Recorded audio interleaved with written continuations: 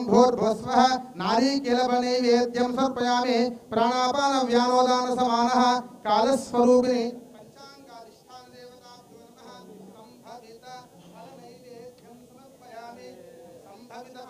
समर्पयामि अधमंगल नीराजन दीपं श्रीकांताय कल्याणदयेर्थिनां श्रीवेंकट निवासाय श्रीनिवासाय मंगलम्।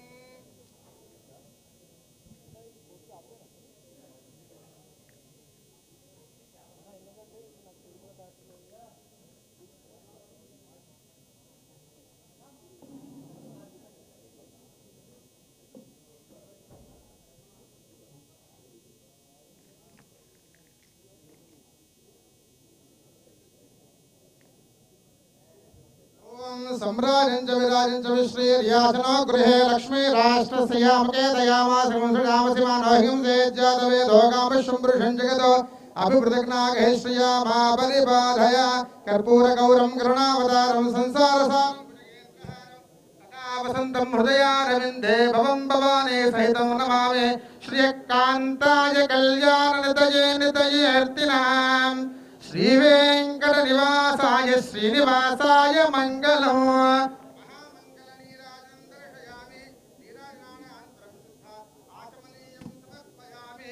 हर नमः पार्वती पतये हर हर महादेव हर ఏడుకొండలవాడ వెంకటరమణ గోవింద గోవింద।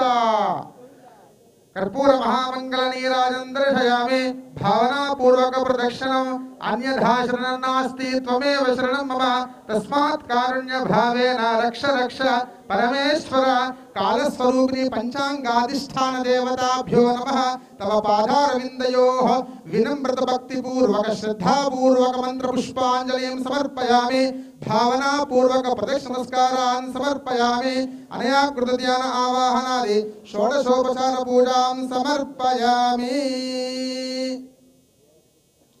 मंत्रहीनं क्रियाहीनं भक्तिहीनं परमेश्वर यत्कृतं तु त्वया देवा परिपूर्णं तदस्तुते। अनेन आचरित पंचांग अधिष्ठान देवता महाकाली महालक्ष्मी महासरस्वती बाला त्रिपुर सुंदरी राजराजेश्वरी चंडी परा देवता श्री पार्वती समेत राजराजेश्वर स्वामी देवता पूजया च भगवान सर्वात्मकः सर्वं श्री एतत्फलं परमेश्वरार्पणमस्तु। कालस्वरूपिणी पंचांगाधिष्ठान देवता सुप्रीता सुप्रसन्ना वरदा भवन्तु।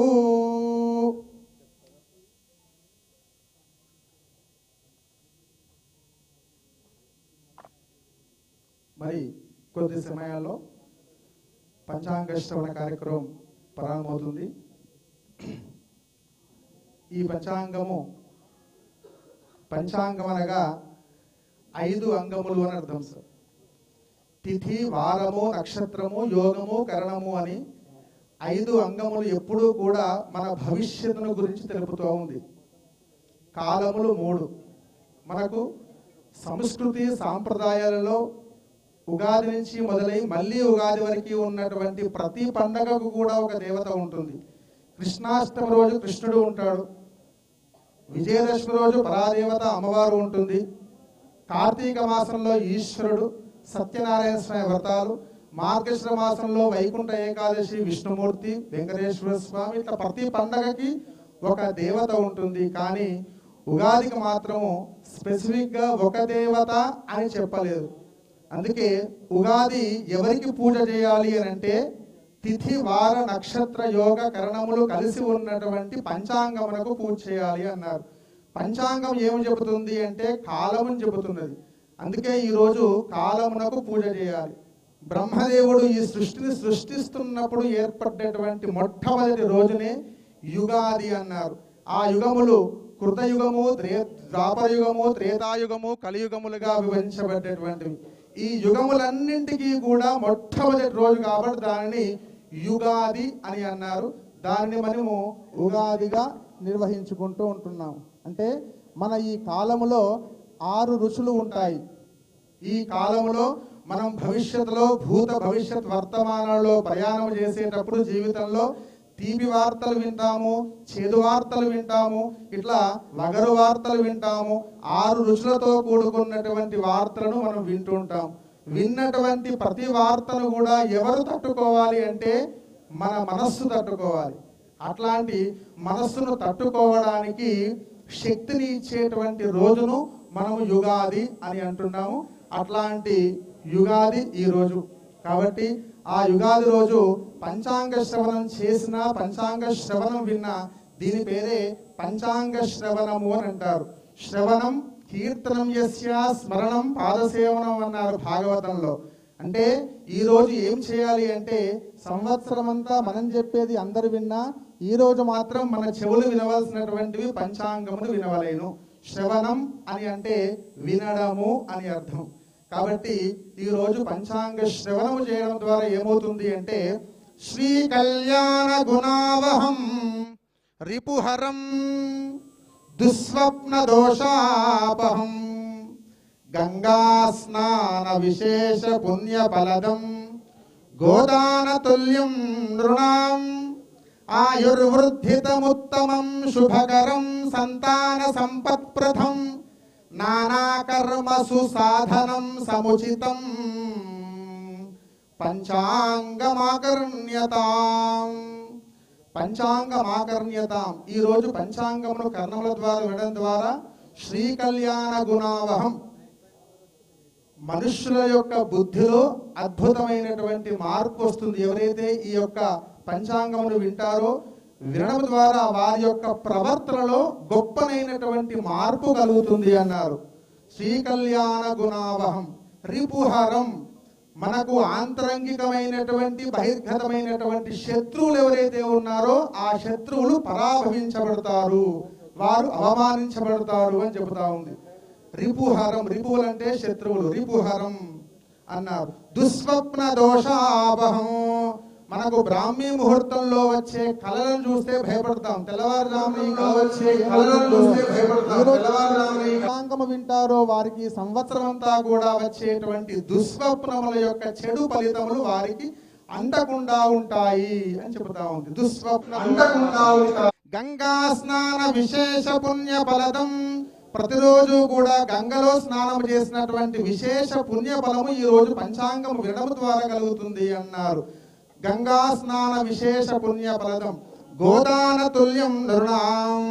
ఈ సంవత్సరంలో వత్స సహితముగా గోవును దానము చేస్తే ఎట్టి ఫలం వచ్చునో అట్టి ఫలము ఈ పంచాంగ శ్రవణము ఈ రోజు వినడం ద్వారా వస్తుంది అని శాస్త్రం చెబుతా ఉంది. గోదాన తుల్యం నృణాం.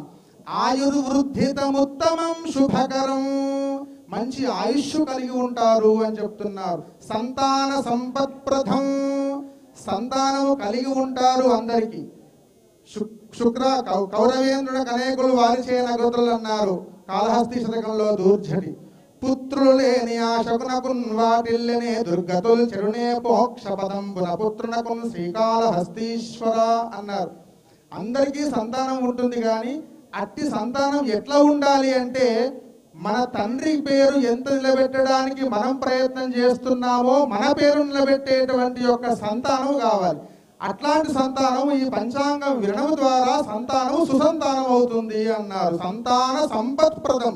సంతానం కలుగుతారు అని చెప్పట్లేదు, కలిగినటువంటి యొక్క సంతానం సుసంతానమే మన కీర్తి ప్రతిష్టలను పెంచేటువంటి విధముగా ఉండేటువంటి యొక్క సంతానము వృద్ధిలోకి వస్తుంది ఈ రోజు పంచాంగం వినడం ద్వారా అని చెబుతా ఉంది పంచాంగం.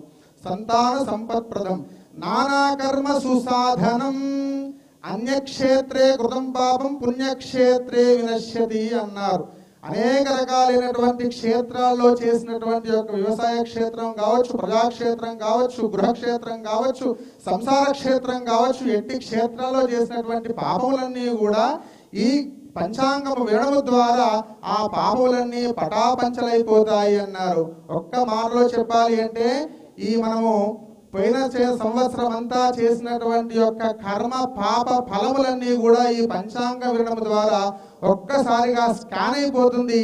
ఆ స్కాన్ ద్వారా మనకు చక్కనైనటువంటి ఫలితాలు కలుగుతాయి అని ఈ పంచాంగ శ్రవణం వినడం ద్వారా వచ్చేటువంటి ఫలితాన్ని మనకు పంచాంగంలో మొదటి భాగంలోనే కాలంలో చెప్తా ఉంటారు.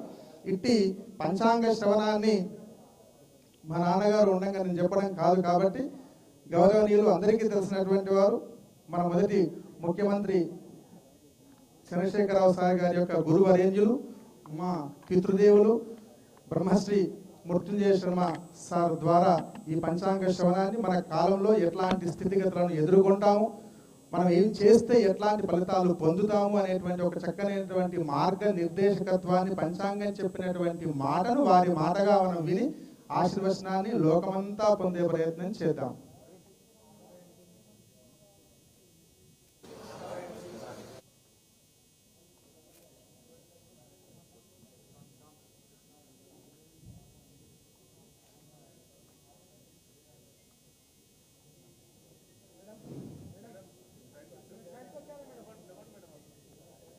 ప్రపంచంలో